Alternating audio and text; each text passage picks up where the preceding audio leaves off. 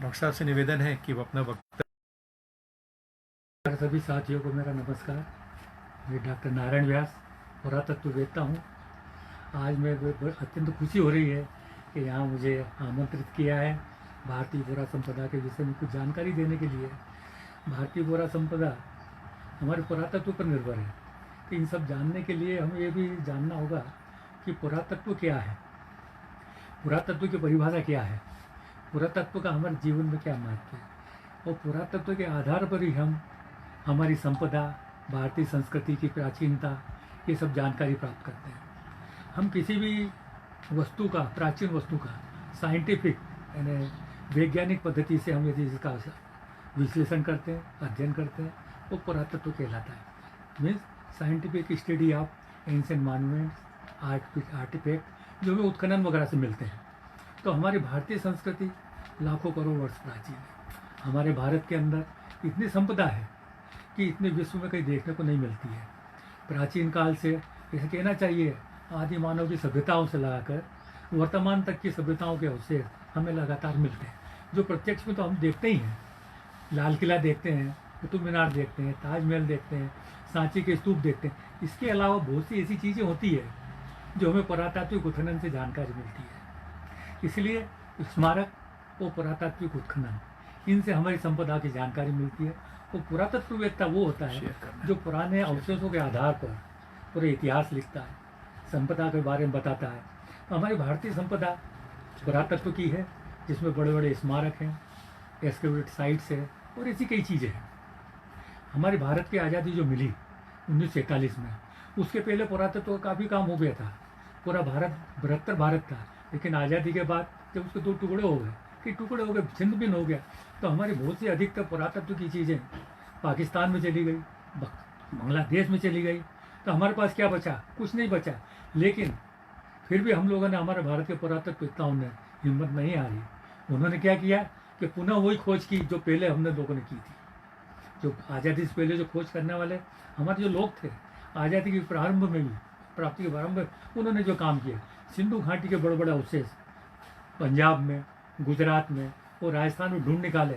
मोहनजोदड़ो, हड़प्पा जैसी चीज़ें हमारे यहाँ मिल गई, और इतनी चीज़ें मिल गई हमें कि हमें उसको गर्व होने लगा कि हमारी भारतीय संस्कृति, सिंधु घाटी की सभ्यता कि कितना यहाँ महत्व था, कि हमारा जो व्यापार था विदेशों से चलता था। सिंधु घाटी की सभ्यता के महत्वपूर्ण अवशेषों में गुजरात के पास लोथल है। लोथल में एक ऐसा स्थान मिला है जहाँ ऐसा पता चलता है कि हमारा जो व्यापार है बहरीन से या विदेशों में चलता था। जहाज के अवशेष मिले, नमूने मिले, किस प्रकार के जाया करते थे। उसी प्रकार हम हर प्रदेश के अंदर देखेंगे, चाहे दिल्ली हो, राजस्थान हो, गुजरात हो, मध्य प्रदेश हो, कोई प्रदेश हो, हर जगह हमें चीज़ें को देखने को मिलेगी। और जो चीज़ मिली है वो है ही है, बाकी हम उत्खनन से सामने निकाल रहे हैं और नया इतिहास रच रहे हैं, और आज जनता के सामने वो चीज़ हम बता रहे हैं। बशर्ते कि हमारी जो जिम्मेदारी है आने वाली पीढ़ी के प्रति होना चाहिए और जागरूक होना चाहिए, तभी हमारी पुरातत्व जो संपदा है, भारतीय संपदा है, इसको संभाल कर रखें। जरूरी नहीं कि पुरातत्व मॉन्यूमेंट्स यही हमारी संपदा है। इसके अलावा हमारे जो पूर्वजों के लिखे हुए हस्तलिखित ग्रंथ भी होते हैं, उनके अभिलेख भी होते हैं, उनके हाथ के बनाए के पेंटिंग्स होते हैं, वो भी हमारी भारतीय संपदा है। भारतीय संपदा के कई हमने इसमें विभाजन किए, जैसे पुरातत्व उत्खनन में मिलने वाली चीज़ें, अभिलेख है, मूर्तिकला है, प्राचीन मंदिर है, ऐसी कई चीज़ें, और ऐसे धार्मिक ग्रंथ, उसमें पुरातन संपदाओं के बारे में जानकारी दी है। उनको कंफर्म करने के लिए पुरातत्व विभाग ये जानकारी करता है कि उत्खनन से प्राप्त उस स्थान को कैसे करें। जैसे हम भारतीय पुरा सर्वेक्षण के प्रोफेसर बीवी लाल ने हस्तिनापुर में उत्खनन किया। हस्तिनापुर बड़ा प्रसिद्ध था, उसके कारण वहाँ उत्खनन से पता चला महाभारत काल के अवशेष मिले। ऐसी मानना है कि उस प्रकार के अवशेष हमें यहाँ प्राप्त हुए। इस प्रकार हर प्रदेश में खुदाई होने से हम चीज़ें मिली। और हम भौगोलिक स्थिति भी देखेंगे, जो हम भारत का प्रायद्वीप है, विदेशों से लोग आए और यहाँ से विदेशों गए, सभी सभ्यता यहाँ समान रूप से हर प्रदेश में आके देखने को मिली। चाहे उत्तर हो, पश्चिम हो, पूर्व हो, दक्षिण हो, कहीं भी हो, हम उनके आख्यान भी देखते हैं, वेद पुराणों में भी देखते हैं, हर जगह देखते हैं। वो पुरातत्व के जो अवशेष मिलते हैं उसके आधार पर देखते हैं। इतनी सब चीज़ें होने के बाद भी हम देखते हैं आदि मानव की सभ्यताओं से वर्तमान की सभ्यताओं के अवशेष हमारे यहाँ लगातार प्राप्त होते हैं। वो विभिन्न रूप में होते हैं, चाहे अभिलेख में हो, चाहे स्मारक के रूप में या किसी के रूप में हो। इन सब चीज़ों के देखने के बाद अभी सेंट्रल इंडिया में भी जैसे हम आते हैं, मध्य प्रदेश जो भारत का दिल कहलाता है, यहाँ इतने स्मारक है हमारे, इतने पुरा स्थल है कि शायद ये अन्य कहीं मिलते हैं। 400 से अधिक हमारे पुरा स्थल तो राज्य पुरातत्व विभाग के हैं और 300 से लगभग केंद्र के हैं।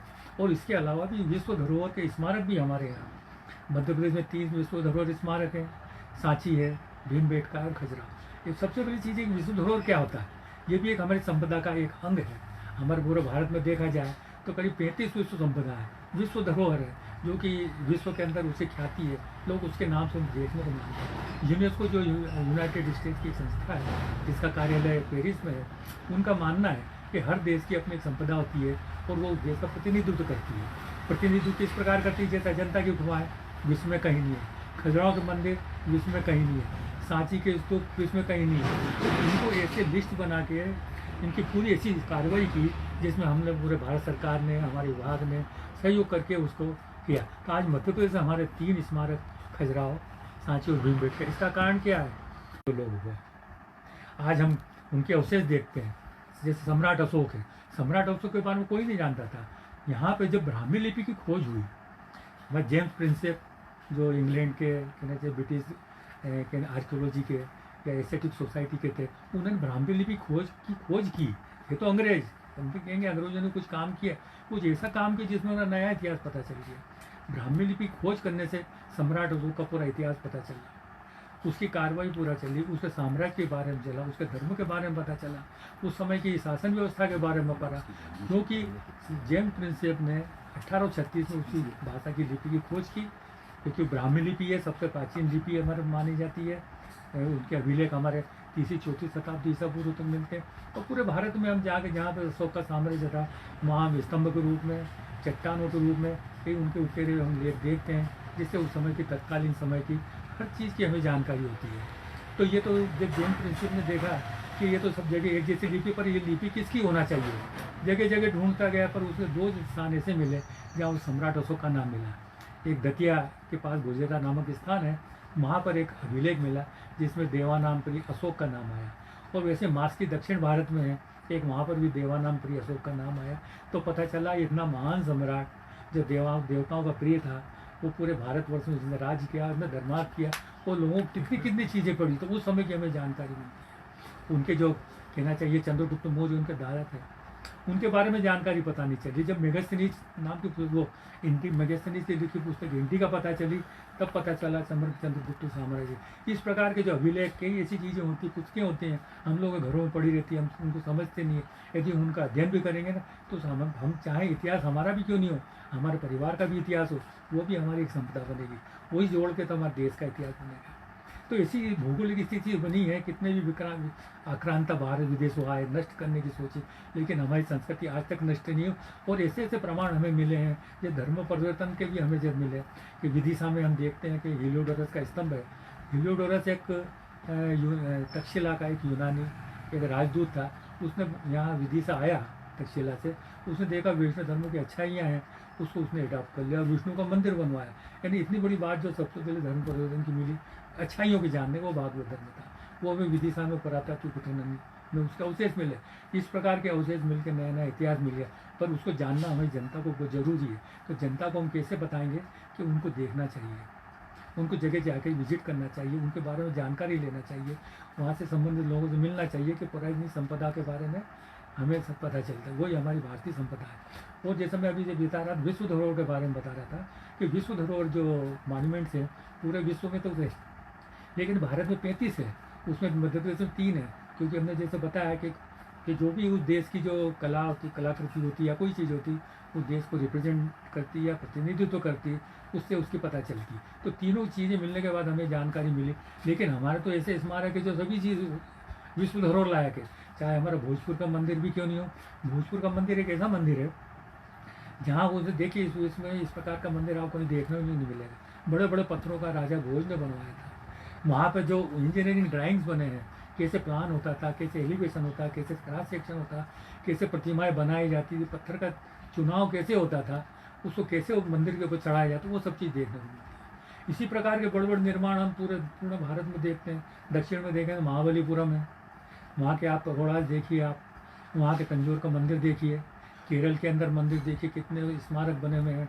पूर्व पश्चिम उत्तर दक्षिण दिल्ली और मध्य प्रदेश में मैंने बताया कि सबसे ज़्यादा है। चाहे जैसे आप शैल चित्रों के इसमें देखेंगे कि सबसे अधिक शैल चित्र हमारे भोपाल के आसपास है, मंदसौर के आसपास है और इधर रीवा के आसपास है।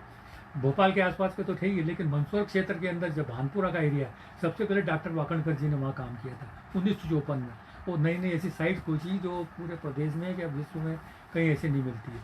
आदि मानव की सभ्यता जो वहाँ पर चंबल नदी पे जो बांध बन रहा था, चंबल नदी पे बांध जो बन रहा गांधी सागर डैम, उसके निर्माण के समय कई डूब में आने वाले थे, तो 1954 में वाकणकर जी ने वहाँ नई नई खोज की और इतना महत्वपूर्ण स्थान हो गया कि आज कुछ समय पश्चात वहाँ के मिस्टर पंचोली जी करके हैं, पंचोली जी ने वहाँ एक आदि मानव की गुफाओं की खोज की, फॉसिल्स की खोज की। इस प्रकार के व्यक्ति जो जागरूक होते हैं, काम करते हैं, तो सामने चीज़ें आ जाती।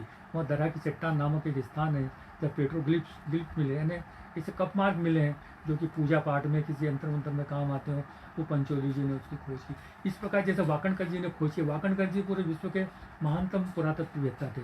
उन्होंने प्रदेश देश विदेश सब जगह उन्होंने खोज की।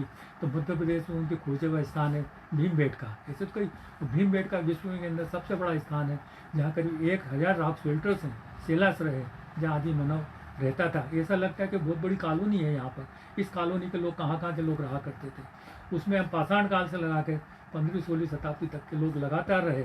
इसकी जानकारी सब लोगों को कम मिलती, लेकिन जो पुरातात्विक उत्खनन किया, मैं भी उनके साथ में था, उनका सहयोगी था। तब ऐसे ऐसे पत्थर आदि मानव के हथियार मिले उनको, उससे पता चलता है कि हमारा मानव जो है, प्राचीन मानव भले आदि मानव था, लेकिन वो भी साइंस एक साइंटिफिक डिस्कवरी करता था। जिस प्रकार के पत्थर की कुल्हाड़ी, आज विश्व में पत्थर की कुल्हाड़ी जो बनी होती है, तो पहली साइंटिफिक उपलब्धि मानी जाती है। कई जगह मिली है, भीमबेटका में भी मिली, इसलिए भीमबेटका का एक महत्वपूर्ण स्थान है। तो वहाँ पर आसपास करीब 1000 शेल्टर्स हैं, उसमें कई जगह चित्र बने हैं। वाकणकर जी के साथ मैं भी रहा, कई चीज़ें वहाँ हमने देखी, और वहाँ के जो रंगों के जो चित्र हैं, आज हज़ारों साल हो गए, वैसे के वैसे ही हैं। उससे हमें पता चलता है उस समय कौन कौन से पशु होते थे, नृत्य कैसे होते थे, पहनावा कैसा होता था, खान पान कैसा होता है, शिकार कैसे करते थे, नृत्य, कई चीज़ें उसके अंदर मिली। कुछ जानवर तो ऐसे मिले जो आज वर्तमान में है नहीं।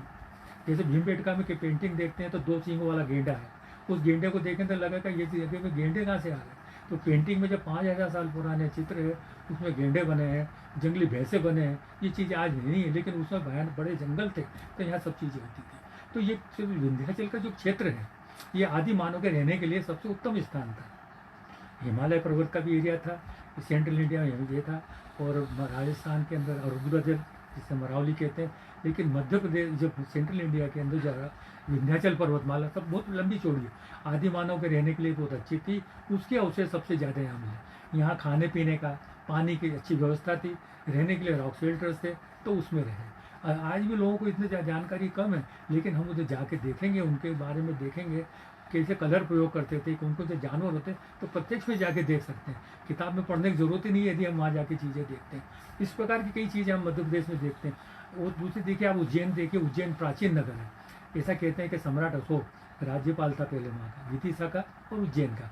उस समय वहाँ पर देखिए कितनी चीज़ें, जो एक महान तीर्थ है, वो पुराने समय में जो महाजनपद थे, आज से 2500 साल पहले, 2500 साल पहले, महात्मा बुद्ध के समय, तो उज्जैन ही भी एक महाजनपद था जिसमें चंद्रप्रद्योत राजा थे। उनके अवशेष के बारे में जानकारी मिलती कि पूरा नगर लकड़ी की दीवार से वो घिरा हुआ था। वहाँ पूरा पुराने उज्जैन में तो पुरातात्विक उत्खनन जो किया आर्किव के सर्व ऑफ इंडिया ने, वहाँ पता चला, जैसे चाणक्य ने भी अपने पुस्तक में जो दिया है, एक जो कोट होता है, किला होता है, उसकी दीवार लकड़ी की बड़े बड़े लट्ठे की होती थी, वैसी उज्जैन के अंदर मिली, प्रत्यक्ष प्रमाण मिला। तो पुरातत्व की जो चीज़ें मिलती हैं वो प्रमाण होती है, एक तरह की जो हमारे जो धार्मिक ग्रंथ है, जो हमारे ग्रंथ है, उसको प्रमाणिकता प्रदान करती है। जैसे पुराण भी हम लोग पढ़ते हैं, पुराण में भी कई वंशावलियाँ मिलती है, कई चीज़ें मिलती है। तो कई राजा महाराजाओं के नाम मिलते, जो मिलते भी हैं, कुछ ऐसे भी नाम मिलते जिनकी जानकारी नहीं होती, लेकिन उस एरिया का यदि क्षेत्र का उत्खनन करते हैं, सर्वे करते हैं, वो नाम मिल जाते हैं। कि राजाओं के नाम उसमें मिले, कोई सिक्कों में मिल गए। रठी मदन नाम का राजा तो वाकणकर जी ने खोज की। वो बहुत से, आज विक्रमादित्य के बारे में बड़ी कंट्रोवर्सी की उनके बारे, लेकिन विक्रमादित्य को भी एक के भी हुआ, कुछ सील मोहरे ऐसे पहली शताब्दी ईसा पूर्व की मिली है, जिसमें विक्रमादित्य के बारे में बहुत जानकारी मिलती है।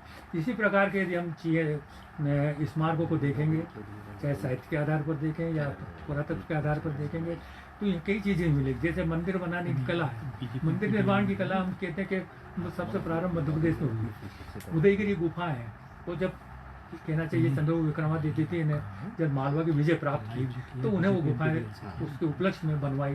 तो बड़ी वराह गुफा थी, जिसमें अपने आप से उसकी तुलना करता है कि मैं वराह के समान हूँ, जिसने पृथ्वी का उद्धार किया है वैसे मैंने भी उद्धार पृथ्वी का किया। वो अभिलेख से हम लोगों को जानकारी मिलती, इतनी चीज़ें मिली। तो वहाँ इतनी इतनी अच्छी चीज़ें वहाँ आपको देखने को मिलेगी कि आपको। और वहाँ जो पहला मंदिर मिला, उसके बाद का जो डेवलपमेंट मिला, सांची मिला। सांची के ऐसा स्थान है, भारत का सबसे पहला स्ट्रक्चर का जो टेम्पल है, मंदिर है, वो सांची में मिला। और मंदिर का कला का जो विकास है हम सांची से देखते हैं। सांची में विकास हुआ, उसके बाद भुमरा करके स्थान है कटनी के पास, वहाँ हुआ। फिर नचना करके स्थान पन्ना जिले में, वहाँ अगला मंदिर बना। सतना के पास बना भुमरा में। ऐसे ऐसे डेवलपमेंट करते करते मंदिर का आज हम विकास देखते हैं। उसके बाद तो राजा महाराजाओं ने अपने प्रोविंशियल शैली बना ली, वो हम देखते हैं। जैसे उत्तर भारत के अंदर पतियार शासकों का राज्य था, उनके हम मंदिर देखें। उनके जो सामंत थे अलग अलग दिशाओं में हो गए थे, जिसमें खजुराहो क्षेत्र में चंदेल राजा थे, सेंट्रल इंडिया में हमारे परमार राजा थे, और इधर जबलपुर साइड में कलचुरीज थे। ये उनके बाद के सामंत थे और वहाँ के समकालीन राजा थे, जिनके हम भव्य निर्माण हम जगह जगह पे देखते हैं। आप खजुराहो के मंदिर देख लिए, और यहाँ पे हम यहाँ के मंदिर देख लीजिए, उदयेश्वर देख लीजिए, उदयपुर का मंदिर देख लीजिए, ग्यारसपुर का मंदिर देख लीजिए। उन्हीं के समकालीन कई ऐसे भी निर्माण हुए हैं जो हमारे यूनिक है। यदि आप गुजरात में जाते हैं तो मोढेरा का शिव मंदिर है, सूर्य मंदिर, वो अपने आप में यूनिक है। और वहीं जब भीमदेव सोलंकी ने 1025 के 1030 के लगभग जो बनवाया था ऐसा कहते हैं, वो वहाँ देखा जा सकता है। और उसकी जो रानी थी, रानी कहना चाहिए उदयमती, उसने वहाँ रानी की वाव करके ऐसे बहुत विशाल बावड़ी बनवाई है। वो विश्व में या भारत में कहीं भी इतनी बड़ी बावड़ी नहीं है जितनी वहाँ पे उसको रानी की वाव कहते हैं। इतनी बड़ी वाव बनी आज, उसको विश्व धरोहर में मूर्ति कला के कारण है। वहाँ इतनी वैष्णव मूर्तियाँ, जिसमें मूर्ति कला का विज्ञान का वो कुछ सीखना होता है, तो रानी की वाव देखने जाए तो दशावतार की मूर्तियाँ देखने को मिलेंगी आपको, 24 स्वरूप विष्णु के मिलने को देखने को मिलेंगे, विभिन्न प्रकार के देवी देवता मिलेंगे। तो ऐसी स्मारकों से जान पाए। और स्मारक के हम देखेंगे इस पुरा संपदा के माध्यम से, खजुराहो के मंदिर देख लिए, कोई मंदिर देख लिए, आपको भले दिशा ज्ञान ना हो, लेकिन मंदिरों से आपको दिशा ज्ञान हो जाती है। मंदिरों की दिशा ज्ञान का सबसे श्रेष्ठ नमूना उसमें बनी प्रतिमाएं होती है। उनके जो मुख्य देवता होते हैं, उनके परिवार देवता हैं, हमसे दिशा ज्ञान प्राप्त। मंदिर के बाहर आप 8 देखते हैं, हम 4 दिशा जानते हैं, लेकिन 4 दिशा के अलावा 8 दिशाएं होती है। 4 दिशा वो होती है और 4 उनके बीच की दिशा होती है। जैसे हम किसी मंदिर के अंदर पूर्व दिशा पता करना हो तो पूर्व दिशा में खड़े होकर देखेंगे, वहाँ इंद्र की बड़ी शोभनीय मूर्ति देखने को मिलेगी, पश्चिम में वरुण देव को मिलेगी, वो दिशा ज्ञान बताते हैं। उत्तर में आपको ईशान की मिलेगी, जो शिव उसकी कुबेर की मिलेगी, और दक्षिण में यमराज की मिलेगी। इसी प्रकार के कार्डिनल पॉइंट में यदि आप देखेंगे, जैसे हम आग्नेय दिशा बोलते हैं, तो दक्षिण पूर्व की आग्नेय दिशा होती है, वो अग्नि की मूर्ति मिलती है। अग्नि की मूर्ति आपको देखने लगे ब्रह्मा जी से ले लगे, लेकिन एक ही उसके अंदर वो मुँह रहेगा, दाढ़ी रहेगी, और सबसे बड़ी चीज़ है उसमें अग्नि की फ्लेम मिलेगी, और अग्नि को भी कंट्रोल में करना पड़ता है। तो अग्नि देवता की है, इस प्रकार की चीज़ें उसके अंदर, इस प्रकार की चीज़ बनाएगी आप। और यदि आप उत्तर पश्चिम दिशा देखेंगे तो वायु की देवता दिशा होती है, वायु भी जिसे हम कहते हैं वायु देवता। वायु देवता के अंदर देखिए कैसे वो खड़े होते हैं, हाथ में झंडा होता है लहराता हुआ, और नीचे हिरण होता है जो भागता हुआ, जो हवा की गति से भागता है, तो वो उसकी पहचान बताइए। तो ये इस प्रकार की दिशा ज्ञान होती है। दक्षिण में यम का वास होता है, तो यम की प्रतिमा होती है, भेजे के साथ होती है, खड़ग होती है। और फिर दक्षिण पूर्व पश्चिम में जाएंगे नैऋत्य की होती है, नैऋत्य दिशा होती है जो भैरव समानी होती है। इस प्रकार की 8 दिशाओं में देवता होते हैं, जिससे हमें दिशा ज्ञान होता है। उसके अलावा 2 दिशा और मानते हैं, ऊपर आकाश की और पाताल की, लेकिन उतने मानने नहीं, लेकिन मंदिरों में सब चीज़ें दें। और जैसे मंदिर भी हम कई बार देखेंगे, हमारे जो खजुराहो मंदिर है परिवार देवता के होते हैं। जैसे हम विष्णु का मंदिर देखते हैं, तो विष्णु के मंदिर के अंदर उनके बाहर जितनी मूर्तियाँ होगी विष्णु भगवान के परिवार से ही होती है। दशावतार से होगी, विष्णु से संबंधित अवतारों से होगी, कई होगी, तो इसके परिवार देवताओं की सामान्य मूर्तियाँ सभी जगह मिलेंगी। आप शिव की देखेंगे, शिव परिवार की मूर्तियाँ मिलेंगी, लेकिन इनकी पहचान ना भी है। आप बाहर से मंदिर देखेंगे, शिव का मंदिर है, किसका मंदिर, घर पहचान जाएंगे कि अंदर प्रवेश द्वार के ऊपर गणेश की मूर्ति होगी तो शिव जी का मंदिर है, गरुड़ का होगा तो गरुड़ का मंदिर है, देवी की मूर्ति तो देवी का मंदिर। इस प्रकार की पहचान होना चाहिए। हमारी भारतीय संप्रदाय में इनकी सबकी जानकारी मिलती है, जिसे हम अध्ययन करना चाहिए। इसमें कोई विशेष दिक्कत की बात नहीं, तकलीफ की बात नहीं, हम चीज़ें सीख सकते हैं और हम जो सीखेंगे तो हमारे आने वाली पीढ़ी को भी हम बता सकते हैं। इस प्रकार के यदि हम हर जगह जाएंगे तो हर चीज़ें हमें देखने को मिलेगी।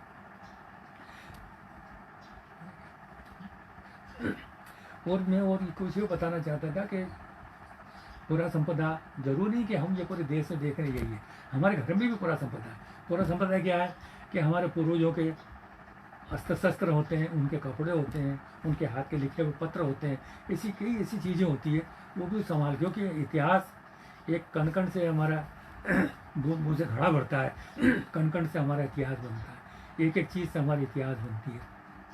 चाहे सिक्का हो चाहे कुछ भी हो, सिक्के जैसे मिलते हैं, सिक्के से कैसे पहचान होती है। आज हमारे जो सिक्का है, हम देखेंगे आज जो सिक्का क्या है, सिक्के के अंदर हम जानेंगे तो उसमें बहुत महत्वपूर्ण चीज़ें मिलेगी। हमारा पूरा इतिहास सिक्के में मिल जाता है। आज हम कोई भी हमारा सिक्का देखेंगे, उसके पृष्ठभाग में आप देखेंगे एक अपना जो राष्ट्रीय चिन्ह है सिंहों का, वो देखने को मिलेगा। वो सिंह जो राष्ट्रीय चिन्ह है हमारा, वो सारनाथ के अशोक स्तंभ का स्तंभ शीर्ष है, और उसके अंदर भगवान बुद्ध की पूरी जीवनी उसमें दी है। उसमें आप यदि नीचे गौर से देखेंगे 4 जानवर बने हुए हैं, हाथी है, घोड़ा है, बैल है और सिंह है। हाथी है ना बुद्ध के जन्म का प्रतीक है, घोड़ा है घर त्याग का प्रतीक है, हाथी और बैल है उनके धर्म की पवित्रता का है, और सिंह जो है उनकी निडरता का। बुद्ध को साक्य सिंह भी कहा गया है, साक्य मुनि तो साक्य सिंह, ये 4 चीज़ें उनके अंदर पूरी चीज़ आ जाती है। तो आप ये सिक्का हमारा देखेंगे, उसमें ये चीज़ें जाने को मिली। उसके बाद धर्मचक्र भी है, तो उसमें धर्मचक्र बना न्याय का प्रतीक है, बौद्ध धर्म में भी हिंदू सब में न्याय का प्रतीक। तो इसीलिए हमें राष्ट्रीय चीज चिन्ह उसको माना है। जिस वक्त क्योंकि आज यदि हम किसी पूछेंगे कि क्या बना, तो बता दें 3 शेर बने, बाकी में 4 शेर होते हैं, जो कि 4 दिशाओं के 4 प्रतिनिधित्व करते हैं। 4 दिशाओं में वो फैला करता है, इतना फैला था कि उसके अंदर हमें कहना चाहिए जहाँ भी हम जाएंगे उसी प्रकार का हमें सांची में भी मिला। सांची में अशोक स्तंभ देखेंगे, सिंह देखेंगे, लेकिन नीचे उनका न्याय का प्रतीक 2 हंस बने हैं। हंस क्या होता है, हंस चुपते हुए होता है, उनका काम क्या है, दूध का दूध पानी का पानी, दूध में से दूध पी लेते हैं, पानी छोड़ देते, ये न्याय का प्रतीक है। तो ये सब चीज़ें हमें उन जानकारी को देखने को मिलती है। अब उसी के पास में यदि हम किस प्रकार के जो पुरातत्ववेत्ता होते हैं, किस प्रकार के हम खोज करते हैं, वो यदि हम कोई कहना चाहिए, पहले प्राचीन समय में जितनी भी बस्तियाँ बसती थी, नदियों किनारे बसती थी, पानी मुख्य साधन था। जहाँ भी आप देखेंगे, मानो आप जैसे विदिशा में हम बेसनगर देखते हैं, बेसनगर उन्हें कहने का ये 2500 साल पुराना बहुत पुराना नगर है, वो अभी नदी किनारे बसा है। अब एक तरफ बेस नदी, एक तरफ बेतवा नदी, और एक तरफ बड़ी खाई थी, 3 ऐसे तरफ में ऐसे पानी था उसके, जिसमें वो नगर बसा हुआ था। तो वहाँ पे हम खुदाई करके देखते हैं तो हमें कई चीज़ें मिलने को मिलती, अलग अलग डिफरेंट लेवल से हम खुदाई करते हैं। खुदाई में हर पीरियड का सामान मिलता है, हर चीज़ें हमें देखने को मिलती है, उसे क्लासीफाई करते हैं, पीरियड के हिसाब से देखते हैं। वो ऐसी चीज़ें होती है जो कार्बन डेटिंग करना पड़ती है, जैसे कोयला मिलता है, जल अन्न मिलते हैं, कोई हड्डी चीज़ें मिलते हैं, उस कार्बन डेटिंग की जाती है। कार्बन डेटिंग से उसे समय का पता चलता है कितने साल पुरानी है। सिक्का मिलता है तो चलो ठीक है, चलो अभिलेख मिलता है तो पता चलता। जब हमें लेख ही नहीं मिलते हैं, अभिलेख ही नहीं मिलेंगे, तो कैसे पता चलेंगे। तो उस समय प्राप्त होने वाली चीज़ें मिलेंगी, खिलौने भी मिलते हैं, अन्न भी मिल जाता है जला हुआ, हड्डियाँ भी मिल जाती, उससे डेटिंग होकर कार्बन डेटिंग हो जाती है। कार्बन डेटिंग ऑर्गेनिक मटेरियल की होती है हमेशा। ऑर्गेनिक मटेरियल क्या होता है, जो हम शरीर में हम जो चीज़ लेते हैं वो छोड़ते हैं, कार्बन होता है। हर जीवधारी अंदर, चाहे ये प्लांट्स हो, चाहे जानवर हो, चाहे मनुष्य हो, सभी के अंदर वो कार्बन होता है। जब वो चीज़ समाप्त हो जाती है तो कार्बन धीरे धीरे डिके हो जाता है, और जैसे जैसे कार्बन खत्म हो जाता है वो चीज़ जीवाश्म बन जाती है, फॉसिल बनते जाते हैं। आज हम कितने भी हम फॉसिल्स वगैरह देखते हैं, तो आज तो फॉसिल्स मिलते नहीं, लेकिन पुरानी जो जितनी साइट्स है वहाँ जीवाश्म ज़्यादा मिलते हैं। सबसे ज़्यादा अच्छे जीवाश्म मिलते हैं नर्मदा वैली में। आप यदि नर्मदा वैली का सर्वे करें तो उसमें देखो प्राचीनतम सभ्यताएं आपको देखने को मिलेगी। सबसे प्राचीन सभ्यताएं हज़ारों लाखों साल पुराने जो जानवर हैं वहाँ के, वो चीज़ें मिलती है। उनके साथ मनुष्य की भी हड्डियाँ मिलती है, वो बहुत कम मिलती है। लेकिन आदि मानव की जो सबसे पहली जो हड्डी मिली है हम लोग यहाँ पर हथनोरा गाँव में मिली है, जो कि होशंगाबाद के पास में है। और प्रसिद्ध जियोलॉजिस्ट थे डॉक्टर सोनकिया जी, जिनका स्वर्गवास हो गया, उन्होंने उसकी खोज की थी। तो ऐसी सब चीज़ें अभी, क्योंकि आज हम लोग की चीज़ें देख रहे हैं, सामने देख रहे हैं। आज हम देख रहे हैं 10% 25%, और अभी अधिक से अधिक हमारी जो सभ्यताएँ छिपी हुई है, उजागर होने के लिए करेंगे। हम तो कहते हैं ना कि मुँह भाषा में बोलती है, उनकी मुँह भाषा समझेंगे तभी हम वो चीज़ें निकाल पाएंगे। हम लोग समझते हैं, हमारे साथ आइए, हम साथ मिलिए। और कोई भी ऐसी जिज्ञासा हो, हमारा सेंटर खोल रखा, पुरातत्व विज्ञान के बारे में जो भी जानकारी हम लोग सबको देते हैं, सेंटर बना रखा।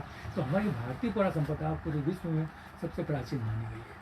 तो उसको हमें सहेज के रखना है। वो सहेज के कौन रखेगा? हम तो इस उम्र में आज आने वाली जो पीढ़ी है उसको हम ये उसी अनुरूप आज हम जैसे हमारे जो मॉन्यूमेंट्स है कैसे हम लोगों को संभाल कर रखें, आने वाली पीढ़ी को भी संभाल कर रखना ताकि वो आगे संभाल कर रखें।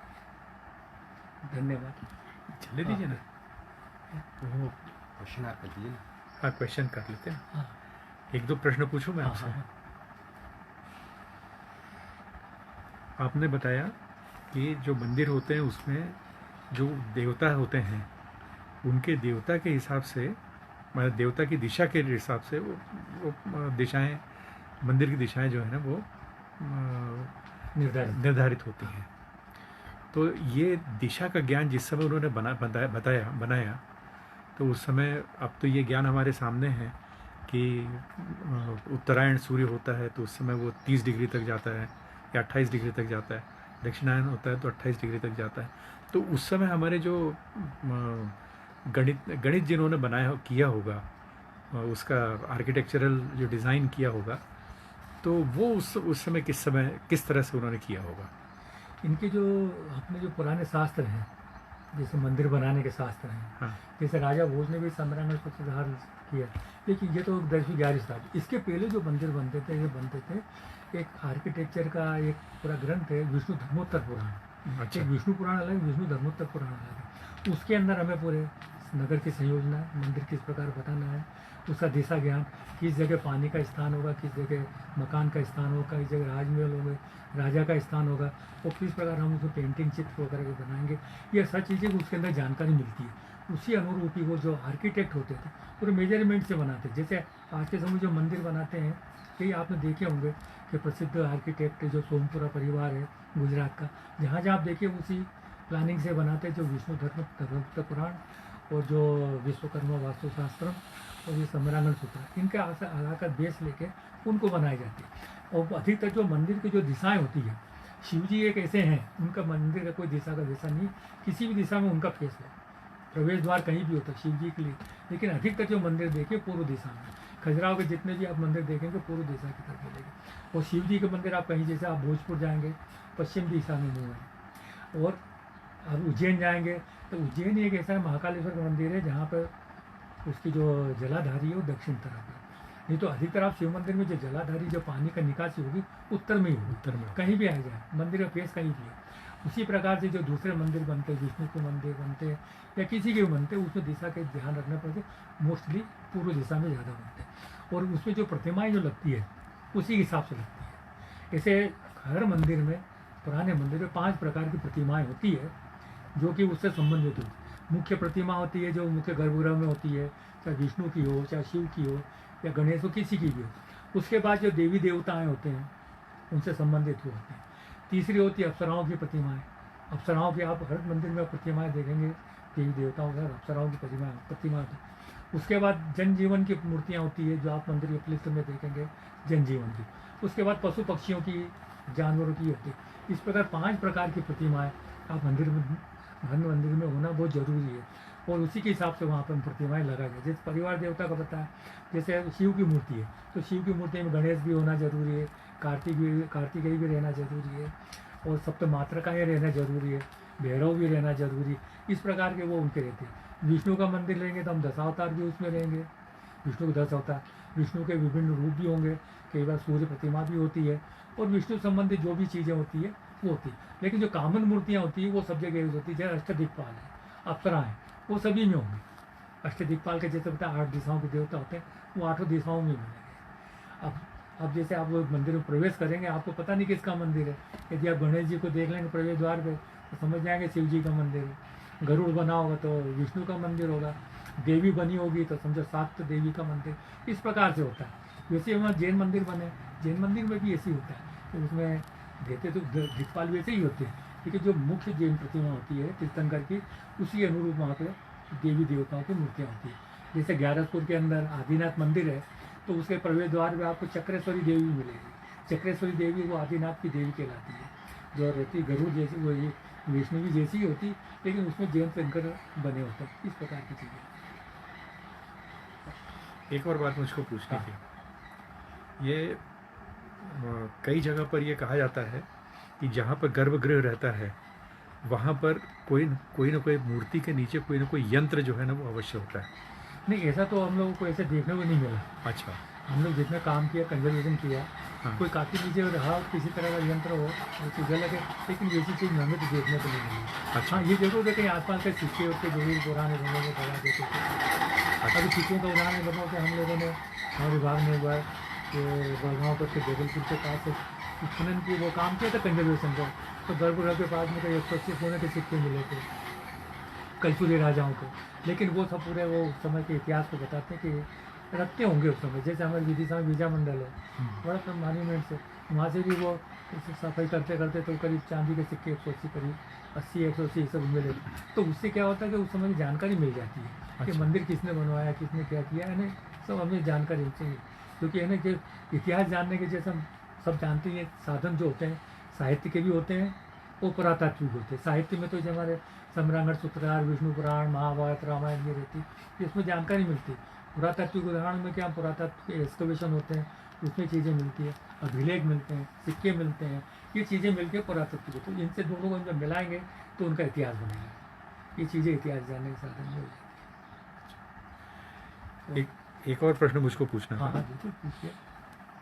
कि जैसे भीमबेटका है, आपने विदिशा का उदाहरण दिया, भीमबेटका का उदाहरण दिया, सांची का उदाहरण दिया, और भी कई उदाहरण आपने दिए। जगह जगह पर, कुछ जगह पर मैं भी घूमा हुआ हूँ, कई जगह पर मुझको ये मालूम पड़ा कि जो पुरानी प्रतिमाएं वगैरह जो हैं वो कई जगह पर उनके भग्नावशेष जो है ना वो अपने को बिखरे हुए मिलते हैं। तो पुरातत्व विभाग जो है वो इसके बारे उसका क्या माने किस तरह से उसको ट्रीट करता है जो ऐसे भग्नावशेष अपने हैं? भग्नावशेष तो पूरा भारत में है, कहीं भी आप जाएंगे देखने को मिलेगी। प्राकृतिक उथल पुथल तो चलती रहती है, कहीं भी आप देखेंगे, क्या भूकंप भी आता है, बाढ़ भी आ जाती है, कि ऐसी चीज़ होती है जिससे उथल पुथल हो जाती है, चीज़ बह जाती है, कर जाती है, टूट जाती है, वो समय के हिसाब से कई चीज़ गिर भी जाती है। तो लोग क्या करते हैं कि उनको एक जगह इकट्ठा करके रख देते हैं, या फिर कुछ नहीं करते, धीरे धीरे घास फूस होकर टीले बन जाते हैं। टीले बनने के बाद लोग समझते हैं कि बेचेरा गाँव में छोड़ देते हैं। जो पुरातत्ववेत्ता जब ढूंढता है करता है तो उनको ऐसे अवशेष मिलते हैं। जैसे हम लोग हैं, जो सर्वे जब हम करते हैं तो नदी के किनारे हम पहले करते हैं, नदियों के किनारे बसावट होती है, तो वहाँ हमें देखते हैं सरफेस पे कि टीले होते हैं बड़े बड़े, पुराने सिक्के मिलते हैं, पुराने मिट्टी के बर्तन मिलते हैं, या खिलौने मिलते हैं, ये ऐसी चीज़ें मिलती हैं जो दैनिक उपयोगी की होती है। तो उससे पता चल जाते हैं यहाँ सभ्यता है।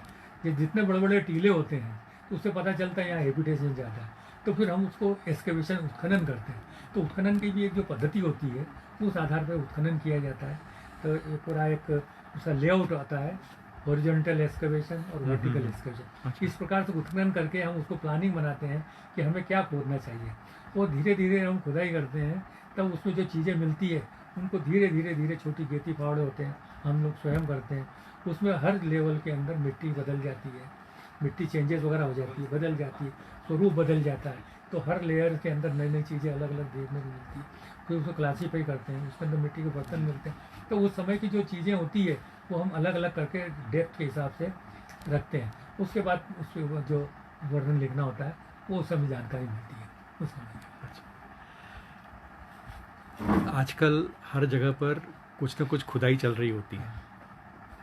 कई जगह पर ऐसा मालूम पड़ता है कि खुदाई करते करते जैसे उसके अंदर से कोई अवशेष कुछ निकल आए। तो अब मैं तो लेमैन हूँ, मुझे तो कुछ मालूम नहीं, मुझे तो खुदाई करना है, मनरेगा से मुझको 200 रुपये मिलेंगे, तो इसलिए उसको जो वहाँ पर मैं खोदना शुरू करूँगा। लेकिन क्या प्रश्न मेरा ऐसा है कि जिस समय हम खुदाई करते हैं उस समय कैसे पहचाने कि इसके अंदर कुछ न किसी ये ना एकदम लेमैन के लिए ये प्रश्न है कि इसके अंदर किसी न किसी प्रकार का कोई अवशेष यहाँ पर छुपा हुआ हो। ऐसे जैसे अब नगरों में शहर के आसपास खुदाई करते हैं तो बहुत सी ऐसी चीज़ होती है, लेमैन भी उसको देख सकता है कि अपन थोड़ा भी खोदेंगे तो एक सामान्य मिट्टी के अलावा कुछ एक खुरदुरी या भूरे रंग की या एक मटमेली मिट्टी और उसके साथ कुछ मिट्टी के बर्तन जैसे निकलने लग जाते हैं, तो वो पहली पहचान है मिट्टी के बर्तन निकलना। यदि अपने लगता है यहाँ मिट्टी के बर्तन निकल रहे हैं, वो शायद या कोई सिक्का मिल गया, तो अपना पहचान होना चाहिए कि यहाँ पे कोई प्राचीन स्थान है, इसको देखना चाहिए। तो हर जगह पे पुरातत्व विभाग है, उनके लोग रहते हैं। यदि हम जागरूक हैं उनके धरोहर के प्रति, तो उनको सूचना देना चाहिए इस प्रकार की। और मैं तो जैसे कि ना, जब बड़ा बड़ा निर्माण जब कार्य हम लोग करते हैं, तो पुरातत्व विभाग को सूचना देना चाहिए कि हम ये काम करने वाले हैं, आप किसी आदमी को भेजिए, यहाँ पे एक बार सर्वे करके देख ले। जैसे हम भोपाल के ही लें कि भोपाल के चारों तरफ पहाड़ पहाड़ है, सब मकान बन गए, सब कुछ हो गए, तो इतनी पुरातन संपदा समाप्त हो गई यहाँ, हम क्या कह सकते हैं। जितने पहाड़ सब देखे, वहाँ पे आदि मानव की सभ्यताएँ हुई है, और आदि मानव को पत्थर के हथियार मिलते हैं। यहाँ इकट्ठे हजारों इकट्ठे बैठ के पहाड़ के ऊपर काम करते थे, हथियार बनाते थे। अभी एक दो जगह ऐसी भोपाल में बची है जहाँ हम लोग ये भदभदा साइड में देख सकते हैं कि यहाँ हजारों आदि मानव के जो लोग हैं वहाँ बैठ के इकट्ठे हथियार बनाया करते तो जाया करते। वो हेबिटेशनल साइट है, वहाँ पे फैक्ट्री साइट जिससे हम बोलते वो मिलती। तो धीरे धीरे क्या ये निर्माण कार्य ये होने से ये सब चीज़ें नष्ट होती जा रही। तो बड़े निर्माण कार्य, चाहे सड़क बने चाहे पुल बने, पुरातत्व विभाग को सूचना दे कि ये चीज़ हम कर रहे हैं, एक बार आपके आदमी बैठ के सर्वे करा ले। कोई ऐसी चीज़ तो नहीं जो नष्ट हो जाए। एक बार जो नष्ट चीज़ हो गई वो कभी नहीं आ सकती, क्योंकि हम चीज़ें देखते हैं, आज हम अनजाने में कर लेते हैं, लेकिन आज भी हम अनजाने होकर भी जाने कि ये चीज़ें हमारी प्राचीन है। आज हमें कुछ पता, कई बार देखें मजदूर लोग खोदते रहते हैं, तो नाली खोद रहे हैं, तो क्या क्या खोद रहे हैं, पाइपलाइन डाल रहे हैं, तो कई चीज़ें मिल जाती है उसके ना, आपस में फूट हो जाए, झगड़े हो जाते हैं। तो ऐसी जगह भी एक आदमी जाना चाहिए पुरातत्व विभाग का, या कोई जानकार हो, वो जाके देखे कि यहाँ कोई ऐसी चीज़ तो नहीं नष्ट हो रही। क्योंकि है ना, हम लोग आज जो देख रहे हैं सर पे, इसके नीचे पता नहीं कहाँ क्या क्या चीज़ें गड़ी है, हम कह नहीं सकते। लेकिन अब भोपाल है, आसपास क्षेत्र बड़ा प्राचीन है, तो इसके जो होना एक जो सर्वे करना चाहिए वो करना चाहिए। अब जैसे हम यहाँ से गोंदरमऊ गांव है, अब देखिए आसपास के एरिया कितना नेट हो गया, तो इतना महत्वपूर्ण गांव है कि जो पतंजलि थे, जो जिन्होंने भाष्य थे, उनका जन्म स्थान है वहाँ पर गोंदरमऊ, गोनार्द नाम है। राहुल सांस्कृत्यायन ने, राजपुरोहित जी, भगवती राजपुरोहित ने, कोणार्क नाम है क्या उसका? नहीं गोंदरमऊ, गोंदरमऊ का नाम क्या होता है? गोनार्द गोनार्द उसका नाम था। क्योंकि यहाँ पे जैसे गोनार्द में गाय की रंभाने की जैसे आवाज़ होती है, वो इकट्ठी एक गाय बैठती थी वहाँ। और ऐसे ये राहुल सांस्कृत्यायन ने अपनी पुरातत्व निबंधावली में माधवी बाधा के विकास में पूरा बताया कि पूरा राजमार्ग था, उज्जैन से राजमार्ग आता था, यहाँ विदिशा जाता, गोंदरमऊ होके जाता था, विदिशा सांची होते जाता, फिर आगे तुमेन और वो कौशाम्बी वो सब निकल जाता था। तो इस प्रकार की चीज़ें अब राजमार्ग है। कभी आप जाएँ देखें, पुरातत्व विभाग ने खुदाई भी की है, वहाँ 1500 साल पुरानी चीज़ें भी मिली है। यदि वो आगे काम चलाए तो वो चीज़ें मिल सकती है हम लोग को। द्वितीय शताब्दी ईसा पूर्व में ये जो पतंजलि थे, पुष्यमित्र शुंग के गुरु थे ऐसा माना जाता है। तो पुष्यमित्र शुंग मौर्य राजाओं का सेनापति था और विदिशा का रहने वाला था। बाद में वो जो मगध का शासक बना, उसका जो बेटा अग्निमित्र था, उसने विदिशा को अपनी राजधानी बनी। तो इस प्रकार से ये चीज़ें अपने लोगों का ये क्षेत्र जुड़ा हुआ है। तो ये हम तो कथाएँ देखते हैं, पुस्तकें पढ़ते हैं, कालिदास ग्रंथ पढ़ते हैं, लेकिन उसको प्रमाणिकता से हम ये कहते हैं। अब जैसे हम कहते हैं कि जो विदिशा का जो बेसनगर है वो अशोक के समय का है, उससे पहले का नहीं। लेकिन पुरातत्व उत्खनन से पता चला कि वहाँ पर महाभारत काल या 1400-1500 BC तक के अवशेष मिले बेसनगर उत्खनन के, भारतीय पुरातत्व सर्वेक्षण को। क्योंकि वो उसमें एक उस समय ऐसे बर्तन चलते थे जैसे पेंटेड ग्रेवर बोलते हैं। वो पेंटेड ग्रेवर में क्या है, पॉटरी होती थी, उसके ऊपर काले रंग के चित्र होते थे, वो नीचे सबसे नीचे लेवल मिले, जो कि वो हम खुदाई करते गए तो वहाँ चीज़ें मिलती। तो इसका मतलब ये है कि उस समय कुछ न कुछ सभ्यता उस समय रही है, तभी मिट्टी के बर्तन मिले, लोहे के हथियार मिलते हैं वहाँ पर, तीर कमान मिलते, कई चीज़ें ऐसी मिलती है, वो हम बोल रहे हैं। आपने डॉक्टर वाकणकर के साथ में काम किया हुआ है और भी कई जगह पर काम किया हुआ है। आपसे एक छोटा सा अनुरोध रहेगा कि एक दो ऐसी अपने अनुभव जिसमें कि आपको बहुत कहना चाहिए कि माने तकलीफ़ भी हुई, कई जगह पर आपको आनंद भी आया, तो ऐसे एक दो अनुभव अपने शेयर करेंगे तो बड़ा अच्छा रहेगा। ऐसा है कि पुरातत्व काम ऐसा है, अनुभव तो बहुत है, कटु अनुभव भी होते हैं और जान जोखिम डाल के काम करना पड़ता है, कई जगह ऐसा होता है जिस प्रकार। लेकिन उसके बाद जो उपलब्धि जो होती है, जैसे अपन नारियल को सर से फोड़ते हैं, तो सर से यदि नारियल को सर से फोड़ेंगे तो लगेगी, चोट आएगी, लेकिन जब वो टूट के जब उसे धीरे नारियल का पानी मिलेगा तो हम से चोट भूल जाएंगे। तो इसी प्रकार की मेरी घटना कुछ समय पहले हुई थी। मैं कठोतिया गांव गया था, तो कठोतिया गांव में बहुत से रॉक पेंटिंग्स है जो प्रोफेसर शंकर तिवारी की खोज है। हम भी हमारे कुछ टूरिस्टों के साथ विद्यार्थियों के साथ गए थे, तो किसी ने वहाँ मधुमक्खी को छेड़ दिया। तो वो इतनी भयंकर मधुमक्खियाँ थी, भाग जाएंगे तो वो काटेगी, है ना, उन्हें बचना मुश्किल है। तो कुछ लोग तो चले गए, मैं आके रह गया उनको बचाने करने के लोगों को। तो करीब 70 मधुमक्खियाँ मेरे को काटी होगी। आप विश्वास करिए, एक मधुमक्खी काटने से ये हाल होते, 70 किसको कहते हैं। ओहो। मेरी हालत इतनी ख़राब हुई, मैंने यदि मैं भागता हूँ तो मधुमक्खी भी भागे छोड़ेगी नहीं। तो मैं अपने जैकेट सर पे डाला और अपने हाथ ऐसे किए, मैंने जितना काटना काटने को, मैं धीरे धीरे उतरा, क्योंकि भागता तो खाई में गिर जाता। तो मैं इससे अच्छा काटने को जितने मक्खियाँ काटती है, तो नीचे उतर तक आया, तो मक्खियाँ आके जो काटी अपने आप चली गई। तो मधुमक्खियाँ पानी के अंदर भी नहीं छोड़ती किसी को। वो फिर मेरे बाई चांस तो ऐसा हुआ कि मेरे पास मोबाइल था, मैंने बेटी को फ़ोन किया, कुछ जगह लग भी लगता नहीं था, वो एम्बुलेंस लेके आगे, उसने फिर ट्रीटमेंट वगैरह किया लोगों का भी। तो करीब 60-70 डंक उसने खुद अपनी चिमटी से जाके निकाले उसमें। और 24 घंटे में आईसीयू में रहा, यहाँ अनुपम हॉस्पिटल है भोपाल में, उसमें मैं रहा काफ़ी टाइम रहा अभी तक। तो वो और मेरे 3 साल तक मेरे सर में इतनी जलन होती रही, मैं कुछ कह नहीं सकता, इतनी बड़ी जोखिम उसके अंदर ली थी। और दूसरा मेरे को जो गुजरात में रानी की वाव है, उसमें मैंने डॉक्यूमेंटेशन किया, पीएचडी की, करीब 7 साल तो काम किया, 5 साल पीएचडी में किया। तो वहाँ पे भी मेरे को बहुत कठिन अनुभव हुआ कि 2 बार तो इतने काफ़ी है ना, 180 फीट की 120 फीट की गहरी बावड़ी है, करीब 100 फीट के लेवल पे मेरे 2 बार ऐसे चक्कर आए, भयंकर चक्कर आए। तो चक्कर आने से मैं गिरते गिरते बचा, तो मूर्ति को पकड़ लिया। एक बार मेरे वहाँ पर इसके फोल्डिंग टूट गया, करीब 80 फीट के नीचे में गिर जाता तो पत्थरों पर गिरता तो क्या हाल होता है। तो इस प्रकार के फिर, लेकिन जब काम होने ख़त्म हो गया तो मेरे पता चला कि उन्होंने बहुत बड़ा काम कर लिया। और ये इतना एक बड़ा चैलेंज था, रानी की वाव में मूर्ति कला का काम करना एक चैलेंज था। आज वो कहना चाहिए, मेरे को खुशी होती है कि वो 100 के नोट पे वो रानी की वाव बनी है। मैं जब देखता हूँ मेरे मन में रोमांच आता है, और वो याद आती है कि मैं 3 बार ऊपर से गिरते बचा, और आज वो बावड़ी आज 100 के नोट पे है। यानी इससे बढ़ के मेरे से वो खुशी क्या हो सकती है। आप कभी देखिए 100 के नोट पे वो आपको बावड़ी देखने को मिलेगी उसके, वो क्योंकि उसमें ये 100 का नोट है, 100 के नोट में ये जो रानी की वाव और 5 मिनट जिसमें ये बावड़ी आपको दिख रही है, 7 मंजिल बावड़ी है। और क्या है कि जब मैं वहाँ काम कर रहा था तो वाकणकर साहब वहाँ पर आए, तो वाकणकर जी सरस्वती नदी खोज कर रहे थे। उस दौरान क्या किया, तुमने इतना काम कर लिया तो मुझे पीएचडी कर लो। तुमने ठीक है सर। फिर मैंने पीएचडी रजिस्ट्रेशन भी करवाया, सब कुछ करवाया। और बाई चांस उनका 1988 अप्रैल में स्वर्गवास हो गया। तो उनने मैं पूरी सिनेप्सिस मेरे को बना के दी कि ये सिनेप्सिस है व्यास, नारायण बोलते थे मेरे को कि ये है, इस आधार पर तुम इसको पूरी बना के सबमिट को, तुम्हारी अच्छी पीएचडी बन जाएगी। आखिर मैंने पीएचडी कर ली, लेकिन वो गुरुदेव थे हमारे, उनके माध्यम से मेरा ये काम बहुत हो गया। तो आज मेरे जीवन में कई ऐसी और भी घटनाएं हैं जिसमें कई जगह मैं गिरते बचा। एक बार भीमबेटका जब सबसे बड़ी पहाड़ी उस पर चढ़ गया, उतरना मुश्किल हो गया, कोई रस्सी ने कुछ नहीं, लेकिन फिर बड़ी मुश्किल से आदिवासियों की सहायता से ऊपर पहाड़ी से उतरा, जो भीमबेटका की सबसे बड़ी पहाड़ी है। एक बार तो क्या है कि मैं और वाकणकर जी सुबह सुबह जा रहे थे, और तो 5-6 बजे की बात है। तो वो लकड़ बग्गा भी, वो खुखार होता है जानवर, हाँ। और वाकणकर जी हमेशा भाला रखते थे लोहे का, वो तांबे का भाला। तो जैसे लपका शेल्टर से, तो वाकणकर जी जो फेंका भाला अपने उसके ऊपर, जानवर के ऊपर, कि वो चिल्लाता भाग गया। यानी इतना बुरा जैसे कहना चाहिए वो चला गया। और मनोरंजन की बात तो उनके साथ थी, हमें जैसे रहती थी, हमें मजाक बहुत करते थे।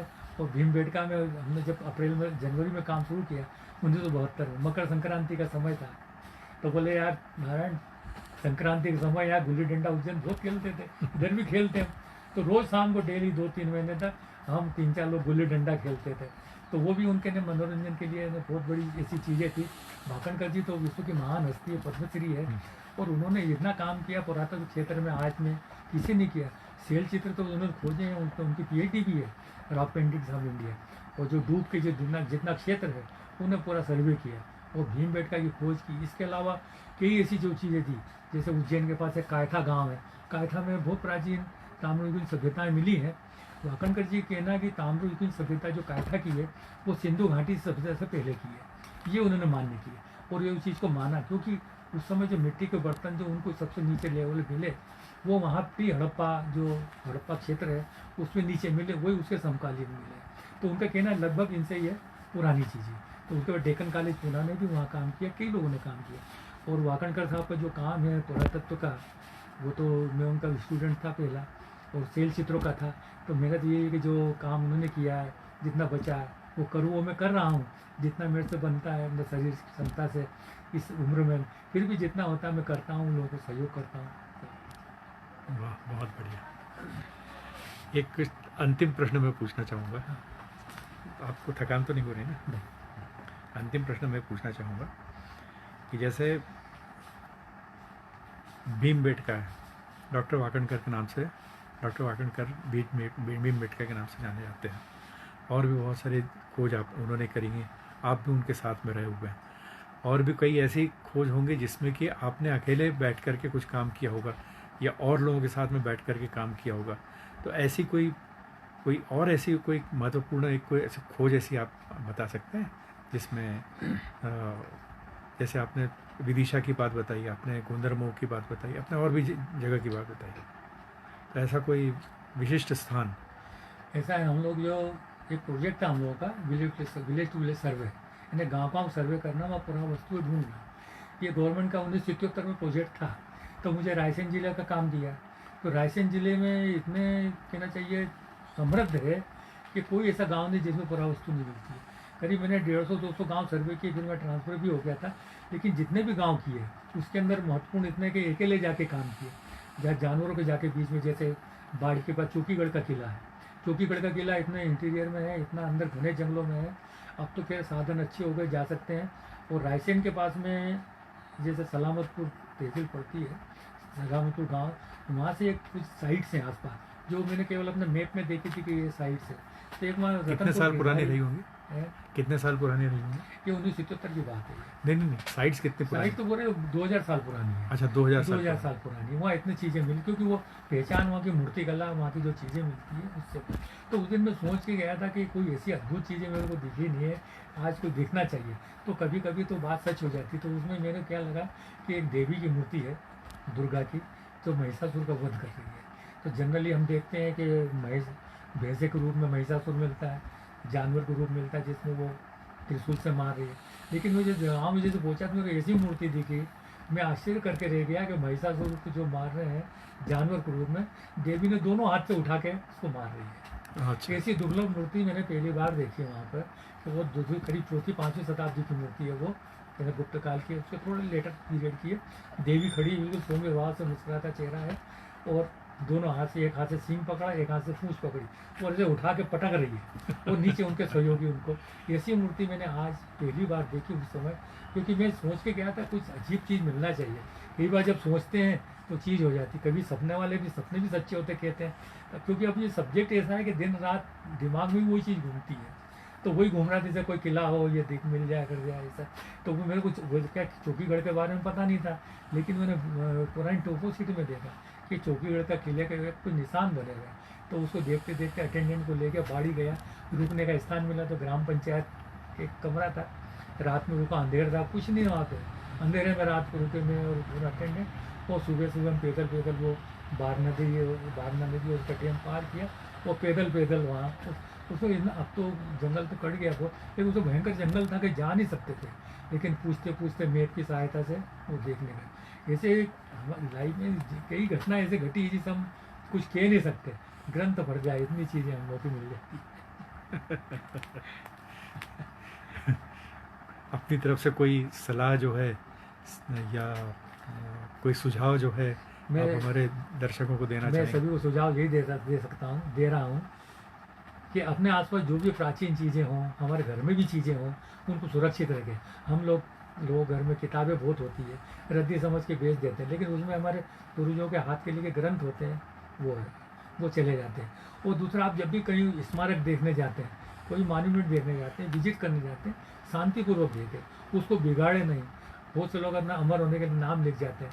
नाम लिखने से क्या होता है कि वो चीज़ें खराब हो जाती। जैसे हम हमारे पूर्वजों बड़े बूढ़े घरों में रहते हैं ना, उसको कैसे हम संभाल के रखते हैं, डॉक्टर के पास ले जाते हैं, दवा दारू देते हैं, सब कुछ उस प्रकार के हमारे स्मारक हैं, वही हमारे वृद्धन स्मारक है, जिसको हम संभाल के रखते हैं। जैसे आपसे भी अनुरोध है कि हमारी जो धरोहर है उनके प्रति जागरूक हो, अपने बच्चों को भी जागरूक करें, और जितना से ज़्यादा उनका प्रचार प्रसार करें, वही हमारी पुरानी संपदा।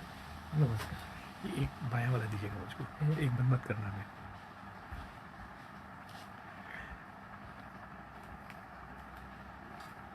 डॉक्टर नारायण व्यास को मैं अपने विभाग की तरफ से, भारतीय जनता पार्टी के डॉक्यूमेंटेशन एवं लाइब्रेरी विभाग की तरफ से हार्दिक उनका आभार व्यक्त करता हूँ कि हमारे 101वें ऐतिहासिक स्वाध्याय मंडल में उन्होंने अपने अनुभव शेयर किए और पुरातात्विक संपदा के बारे में सौम्य संपदा, भारतीय सौम्य संपदा बहुत ही जिसको कहना समृद्ध रही हुई है, और इसी कारण से संपदा यानी समृद्धि जब तक ना हो तब तक संपदा कैसी।